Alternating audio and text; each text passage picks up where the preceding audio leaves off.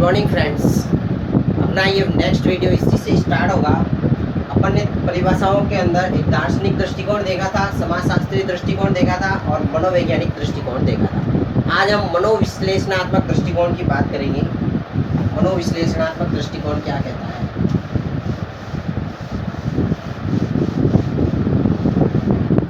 चार नंबर मनोविश्लेषणात्मक।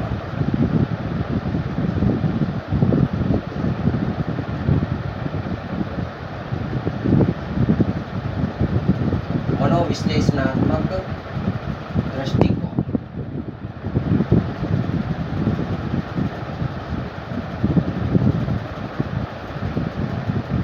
मनोविश्लेषणात्मक दृष्टिकोण क्या कहता है?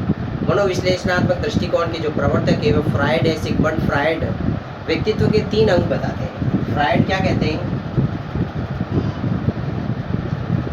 व्यक्तित्व के 3 अंग बताते हैं। ये व्यक्तित्व के 3 अंग बताते हैं। व्यक्तित्व के 3 अंग बताते हैं और वो कौन कौन से हैं?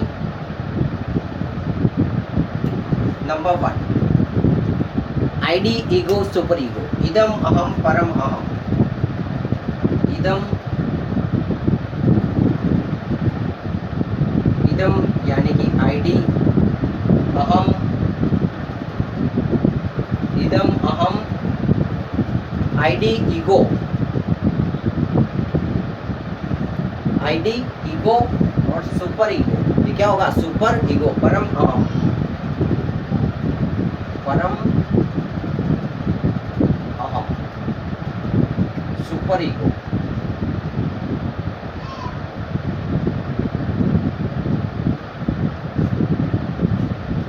मनोविश्लेषक सिद्धांत सिगमंड फ्रायड कहते हैं कि व्यक्तित्व के 3 अंग होते हैं, आईडी, ईगो और सुपर ईगो। जो आईडी यानी कि इदम है, ये क्या होगा? अबोध या अज्ञान की अवस्था। अबोध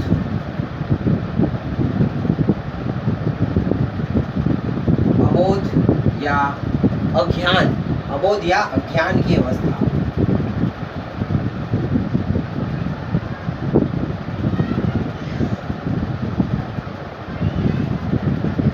सिगमंड फ्रायड ने कहा है, किसने कहा है? सिगमंड फ्रायड महोदय ने कहा है कि व्यक्तित्व के अंदर जो इदम अवस्था है, अबोध या अज्ञान की अवस्था है, वो आईडी है। इसके अंदर क्या होता है? अचेतन मन का राजा होता है। व्यक्ति अचेतन मन का राजा होता है। व्यक्ति अचेतन मन का राजा।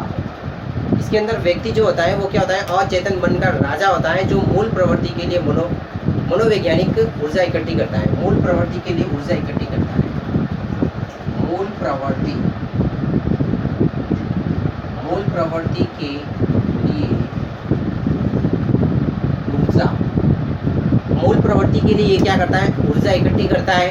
और दूसरा है अहम, ईगो। इसको कहेंगे ईगो, चेतन मन का स्वामी। इसको क्या कहा गया है? चेतन मन का स्वामी। चेतन मन का स्वामी। चेतन मन का स्वामी जो है ये क्या होगा? इसके अंदर इस प्रकार के व्यक्ति के अंदर क्या होगा? एक तो तर्क और बुद्धि दोनों होगी। तर्क, इसके अंदर तर्क शक्ति भी होगी और क्या होगी? बुद्धि भी होगी। बुद्धि भी होगी इसके अंदर और तर्क शक्ति भी होगी। और ये वातावरण के सीधे संपर्क में रहता है। और ये किसके अंदर रहता है? वातावरण के सीधे संपर्क में रहता है। वातावरण के सीधे संपर्क में। और तीसरी है परम अहम, सुपर ईगो। व्यक्ति का आदर्श रूप है ये। व्यक्ति का आदर्श रूप। व्यक्ति का आदर्श रूप। और यूंग ने व्यक्तित्व के 2 प्रकार बताए हैं।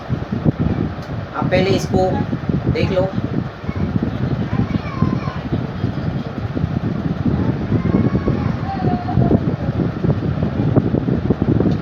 अच्छा, मैं इसको रफ करता हूँ।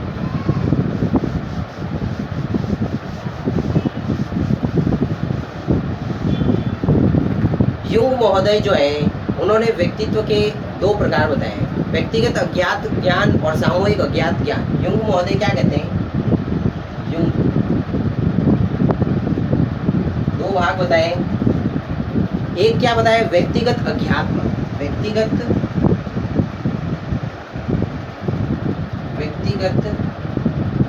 अज्ञात मन। और दूसरा क्या बताया उन्होंने?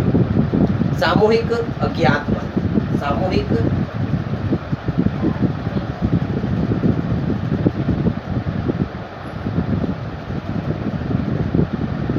व्यक्तिगत अज्ञात मन और दूसरा बताया उन्होंने सामूहिक अज्ञात मन। जो व्यक्तिगत अज्ञात मन है उसके अंदर क्या होता है? व्यक्तिगत अज्ञात मन में दबाई हुई इच्छाएं संचित रहती, दबाई हुई इच्छाएं,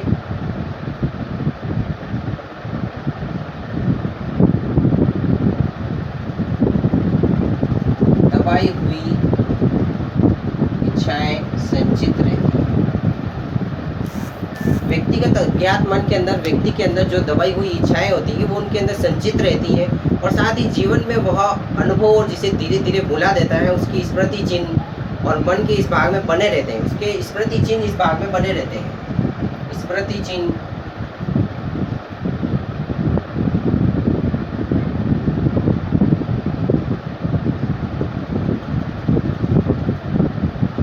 और दूसरी प्रकार सामूहिक अज्ञात मन। सामूहिक अज्ञात मन में क्या होता है? जातीय गुण समाविष्ट होते हैं इसके अंदर क्या होता है? जातीय गुण,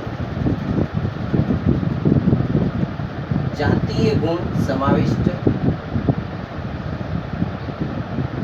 इसके अंदर क्या होता है? जातीय गुण समाहित होता है इसके अंदर और भाव प्रतिभाओं के रूप में होता है, भाव प्रतिभाओं के रूप में होता है, भाव प्रतिभाओं,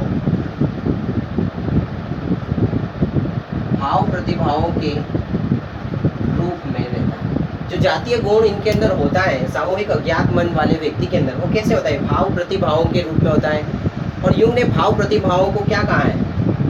युंग ने भाव प्रतिभाओं को आर्केटाइप्स कहा है। क्या कहा है? आर्केटाइप्स। युंग ने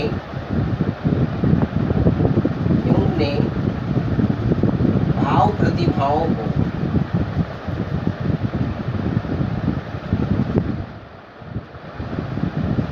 आर्केटाइप्स,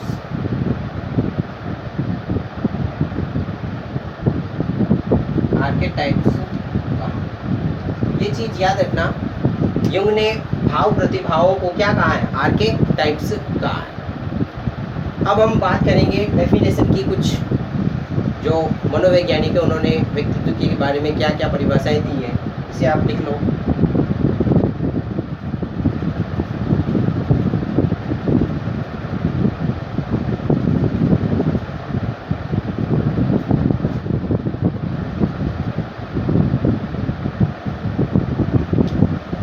अच्छा, मैं इसको रफ कर देता हूँ तब तक।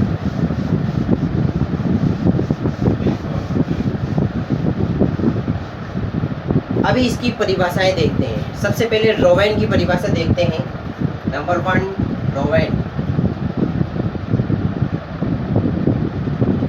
रोवेन महोदय क्या कहते हैं? रोवेन महोदय कहते हैं कि व्यक्तित्व व्यक्ति का संपूर्ण मानसिक संगठन है। व्यक्तित्व व्यक्ति का संपूर्ण मानसिक संगठन है। कैसा संगठन है? मानसिक संगठन।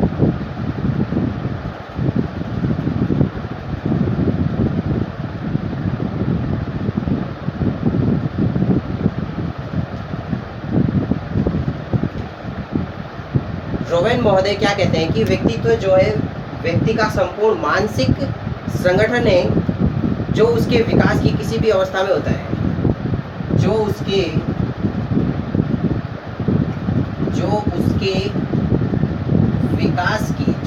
विकास की किसी भी अवस्था में होता है, जो उसके विकास की किसी भी अवस्था में होता है। रोवेन महोदय कहते हैं कि व्यक्ति तो व्यक्ति का संपूर्ण मानसिक संगठन है और उसके विकास की किसी भी अवस्था के अंदर ये हो सकता है। दूसरा है रैक्स रॉक। दूसरे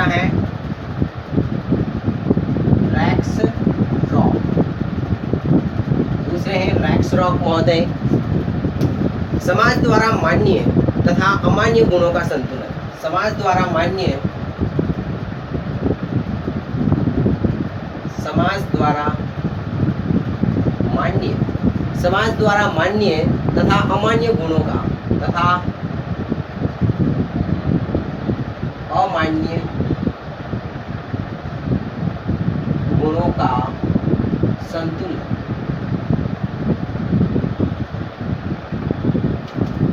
रैक्सरॉक क्या कहते हैं कि समाज द्वारा मान्य तथा अमान्य गुणों का जो संतुलन है वही क्या है, व्यक्तित्व है। रैक्सरॉक कहते हैं कि समाज के द्वारा जो मान्य गुण है और जो अमान्य गुण है उनका जो संतुलन होगा वही क्या होगा, व्यक्तित्व होगा, पर्सनैलिटी होगा। उसके बाद में आते हैं बिसंज तथा बिसंज।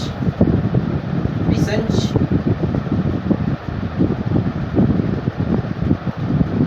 बिसंज एंड बिसंज।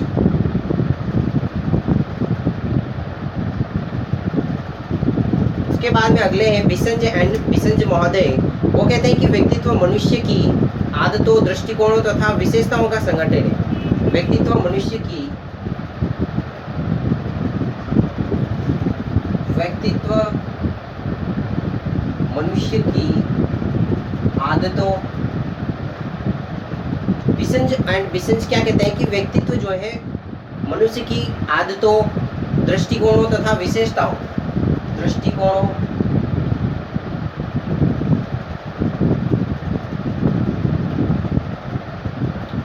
तथा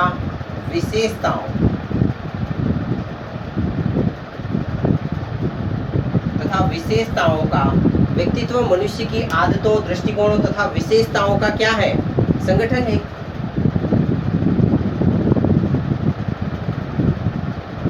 और उसी को क्या कहा गया है, पर्सनैलिटी, व्यक्तित्व कहा गया है कि व्यक्तित्व मनुष्य की आदत, दृष्टिकोण और जो विशेषताएं हैं उनका क्या है, संगठन है, एक मिला जुला रूप है।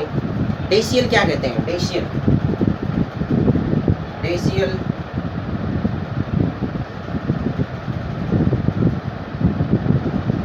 डेसियल महोदय क्या कहते हैं, व्यक्तित्व व्यक्ति के समाज व्यवहारों, समस्त व्यवहारों का समायोजित संगठन है। व्यक्तित्व व्यक्ति के समस्त व्यवहारों का, डेसियल महोदय क्या कहते हैं कि व्यक्तित्व जो है व्यक्ति के समस्त व्यवहारों का समायोजित संकलन, समस्त व्यवहारों का समायोजित संकलन है। डेसियल महोदय कहते हैं कि व्यक्तित्व व्यक्ति के समस्त व्यवहारों का समायोजित संकलन है। इसके बाद में आते हैं आल्पोर्ट की परिभाषा, बहुत ही इंपॉर्टेंट है। आल्पोर्ट,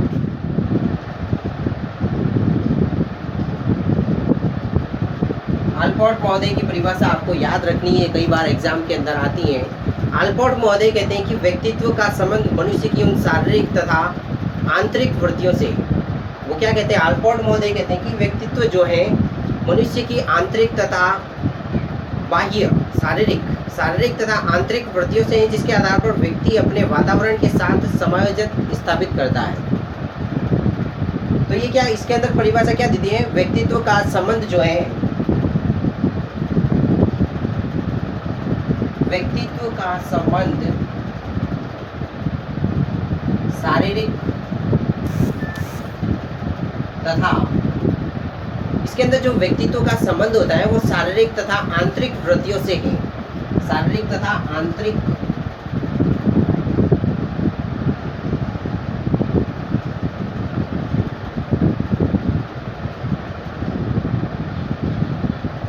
व्यक्ति का जो संबंध होता है इसके अंदर वो क्या होता है, एक तो शारीरिक और आंतरिक वृत्तियों से होता है, और जिसके आधार पर व्यक्ति अपने वातावरण के साथ समायोजन करता है, जिसके आधार पर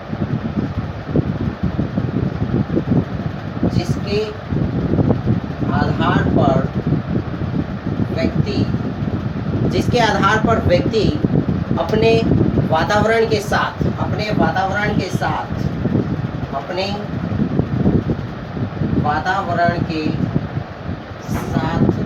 समायोजन करता है।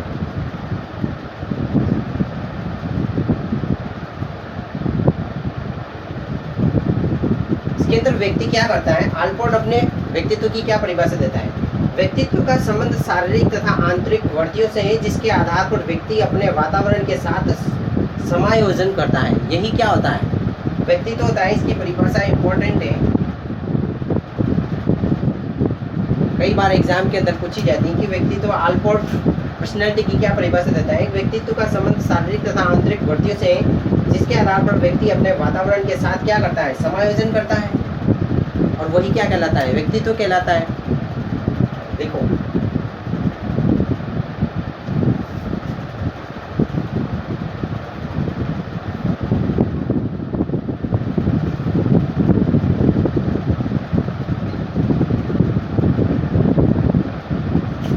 दो परिभाषाएं और इम्पोर्टेंट है, अपन लिख लेते हैं दो परिभाषाएं, इसको रफ कर देता हूं दोनों को।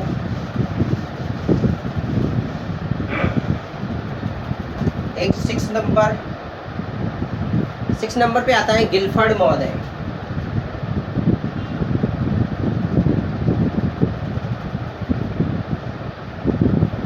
गिलफर्ड महोदय क्या कहते हैं, व्यक्तित्व गुणों का समन्वित रूप है। व्यक्तित्व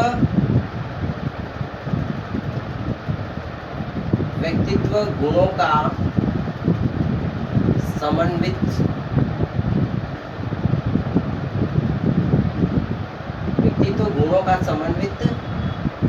रूप है।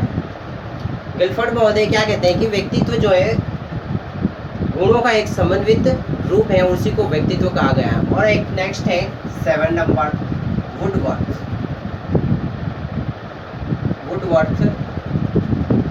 वुडवर्थ महोदय कहते हैं कि व्यक्ति के व्यवहार की एक समग्र विशेषता ही व्यक्तित्व है। व्यक्ति के व्यवहार की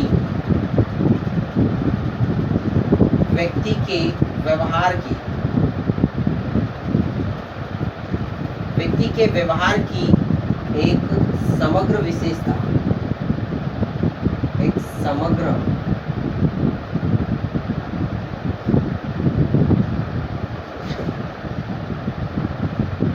व्यक्ति के व्यवहार की एक समग्र विशेषता ही क्या है, व्यक्तित्व है।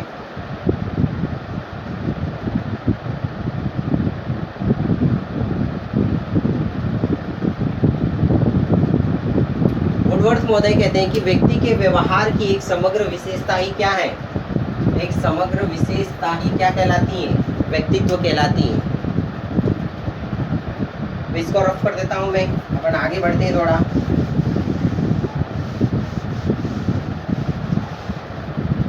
अब व्यक्तित्व को प्रभावित करने वाले तत्व,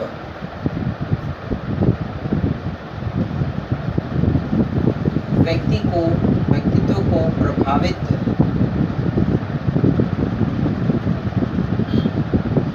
करने वाले तत्व।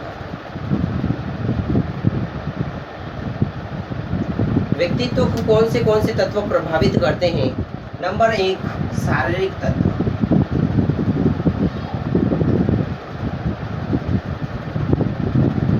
व्यक्तित्व को शारीरिक तत्व किस प्रकार से प्रभावित करता है कि यानी कि कोई भी व्यक्ति अपनी पर्सनैलिटी से उसका शारीरिक यानी कि उसका रंग रूप कैसा है, शारीरिक गठन कैसा है, हष्ट पुष्ट है, दुबला पतला है, कैसा है, भार यानी कि व्यक्ति का जो भार होता है वो भी उसकी पर्सनैलिटी को एक नया आयाम देता है।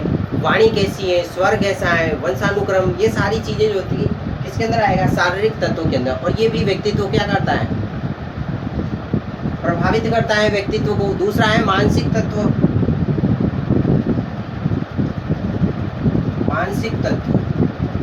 मानसिक तत्व यानी कि मेंटल एबिलिटी से रिलेटेड, यानी कि व्यक्ति की बुद्धि कैसी है, कल्पना कैसी है, किस प्रकार सोचता है व्यक्ति, प्रत्यक्षीकरण कैसा है, तर्क शक्ति का किस प्रकार उपयोग करता है, या फिर निर्णय शक्ति, स्मृति, ये सारी चीज़ें मानसिक तत्व के अंदर आती हैं।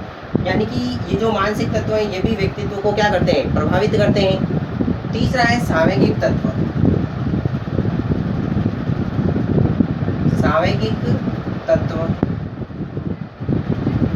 संवेग जो होते हैं वो व्यक्तित्व को प्रभावित कैसे करते हैं, जैसे चिड़चिड़ापन है, उदास है, चिड़चिड़ापन,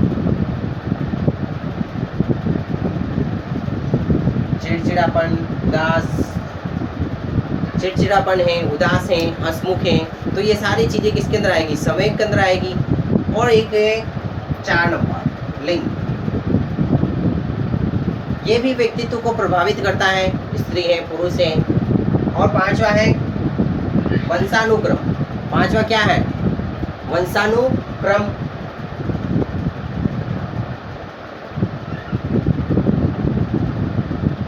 वंशानुक्रम भी व्यक्तित्व को प्रभावित करने में भी इसका बहुत बड़ा रोल होता है।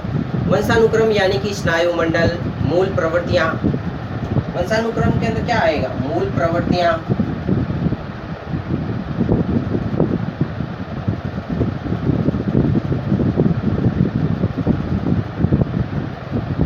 वंशानुक्रम में क्या आएगा? मूल प्रवृत्तियां हैं, सामान्य प्रवृत्तियां हैं, संवेग है, बुद्धि है, कार्य क्षमता है, ये सारे किसके अंदर आएंगे?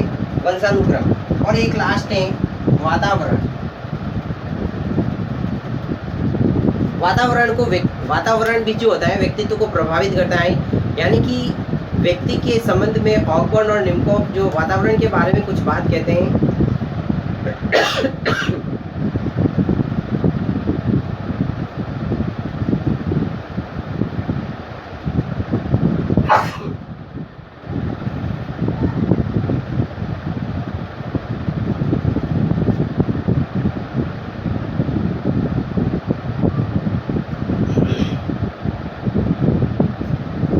अच्छा, वातावरण भी इसको प्रभावित करता है। अब अपन आगे देखते हैं। एक और कारण है जो इसको प्रभावित करता है, वो 7 नंबर है समाजीकरण। किस प्रकार के व्यक्ति किस प्रकार की समाज में रहता है, उसके किस प्रकार की बोलचाल की भाषा है, वो भी उसको प्रभावित करता है। तीसरा है लास्ट है संस्कृति। वो किस प्रकार की संस्कृति के अंदर रहता है। संस्कारों का बहुत बड़ा समूह होता है, जैसे कि अलग अलग संस्कृति के लोग रहते हैं, वो भी इसको अपने व्यक्तित्व को क्या करेंगे? प्रभावित करेंगे। अब बात करेंगे व्यक्तित्व की विशेषताएं। व्यक्तित्व की क्या क्या विशेषताएं हैं?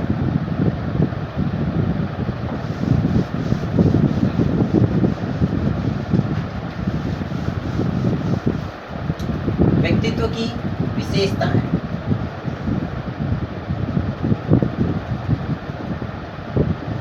व्यक्तित्व की क्या क्या विशेषताएं?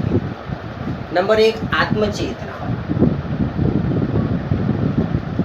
आत्मचेतना ये व्यक्तित्व की क्या विशेषता होती है? आत्मचेतना यानी कि व्यक्ति को ये। दूसरा है सामाजिकता।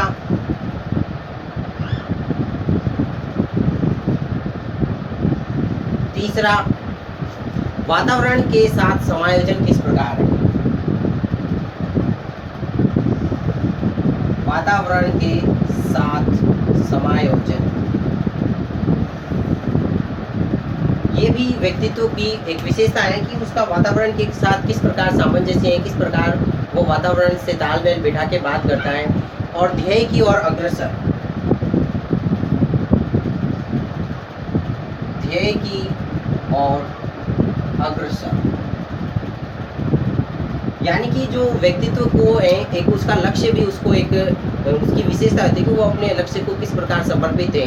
और एकता, यूनिटी, यानी कि वो अपने लक्ष्य को प्राप्त करने के लिए कितना प्रतिबद्ध है, ये इसकी विशेषताएं हो गई।